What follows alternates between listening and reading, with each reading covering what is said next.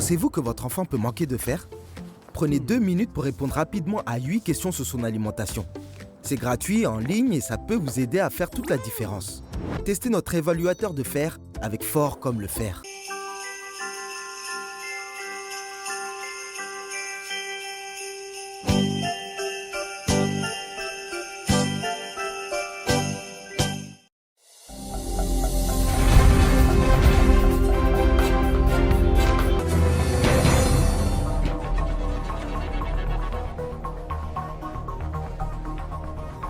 Il s'agit ici de l'installation du nouveau maire de la commune de Tchibanga, cérémonie officialisée par le ministre de l'Intérieur en présence des autorités locales. Occasion pour le maire sortant de faire le bilan de ces 2 ans de transition qui semblent être positifs.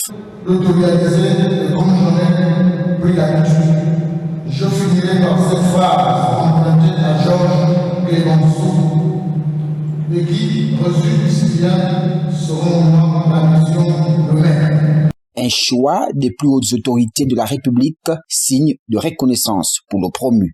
J'ai saisi cette opportunité pour vous prier de bien vouloir transmettre à Monsieur le Président de la République, chef de l'État. Suivant l'ordre protocolaire, le ministre de l'Intérieur a invité le promu à collaborer avec les autorités et le personnel dont il aura désormais la charge. Je vous invite à entretenir avec le personnel de gouvernement et avec vos administrés les rapports empreints de respect mutuel, de cordialité, de courtoisie et de réserve.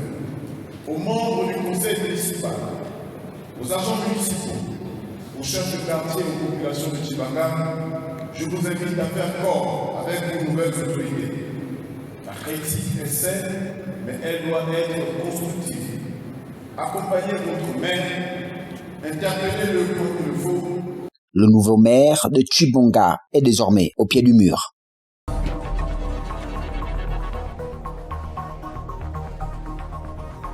C'est un jour de jubilé qui a pour sens de communier et surtout de recueillement. Nous venons de prendre part à cette célébration qui a été vraiment une occasion de prière, de recueillement pour le peuple de Dieu. Un moment spirituel qui s'est déroulé dans une totale unité entre hommes de Dieu. Je peux appeler ça les ambassadeurs de l'archidiocèse. Il n'y a pas que les choristes, n'est-ce pas, de la cathédrale. Il y a là aussi les choristes de Saint-Joseph, de l'Alala. Il y a les choristes de Notre-Dame, des apôtres, voilà, Notre-Dame des apôtres. Il y a aussi les choristes, que je sache, de Sacré-Cœur des Anges, de Sacré-Cœur de Jésus à Zangé. Donc c'est cette délégation justement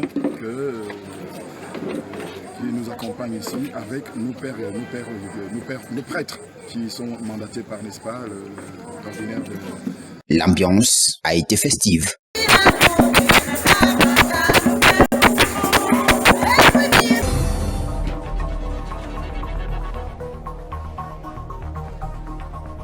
Se faisant passer pour un caporal-chef de l'armée de terre gabonaise, le nommé Makanga Moubamba a été arrêté près du lycée Jean-Jacques Boucavel, avec en sa possession des preuves de trafic de drogue. Sur son téléphone, il a avoué son implication, menant à une opération pour démanteler le réseau. Moubamba a conduit les enquêteurs à Mabanda, dans le département de la Doutila, province de l'Anyanga, pour rencontrer son fournisseur de nationalité congolaise. J'ai envoyé une note vocale où je lui ai demandé d'envoyer le produit et puis comment faire pour m'approprier. Il m'a dit, bon, en tout cas, il n'y a pas de souci.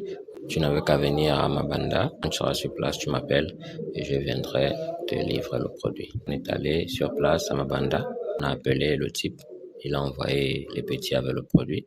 Mbina Kefer, chauffeur de taxi moto congolais, avait été chargé de la livraison. Il demande de l'aide à un jeune du quartier. Après plusieurs heures d'attente à Mabanda, ils ont été arrêtés. Il faisait déjà 19h, a démarré à 13h. Le vieux en question m'a dit que arrêtez vos cimetières là, vous attendez la personne là. J'étais assis maintenant avec le petit pour attendre maintenant le monsieur en question.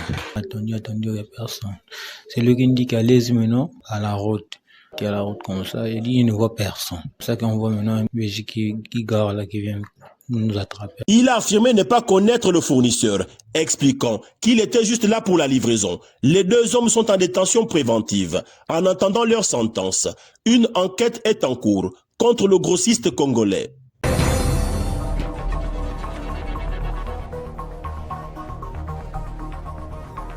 Un jour presque comme les autres au grand marché de Bandim, ce vendredi à Bissau, capitale de la Guinée-Bissau. Marchands et acheteurs sont de retour 3 jours après le coup d'État qui avait mis le pays à l'arrêt. Mais malgré l'animation, les professionnels constatent une certaine timidité.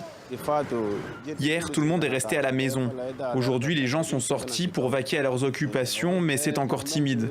Depuis ce matin, je fais le tour de la ville, mais je n'ai encore rien vendu. Je suis obligé de sortir parce qu'ici, quand tu restes dans ta maison, tu n'auras rien à manger. Les restaurants et les magasins ont rouvert aussi, et la circulation a repris dans le centre-ville, même devant le palais présidentiel. La veille, le général Hortan Tam a prêté serment. Il est désormais à la tête du haut commandement militaire pour la restauration de l'ordre. Et dans la foulée, ce HCM a ordonné l'ouverture des frontières, des entreprises et des commerces. Ce retour forcé à la normalité ne convainc pas tous les Bissau-Guinéens.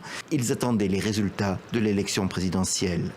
La vie a repris, mais de manière très perturbée. Toute la population se sent très insatisfaite de la situation, de ce qui s'est passé. Une situation que nous n'attendions vraiment pas. Nous espérions que les choses continueraient normalement.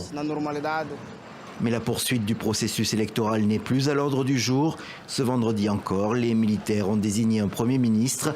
C'est Ilidio Vierate, ministre des Finances sortant. Il occupera désormais les 2 fonctions.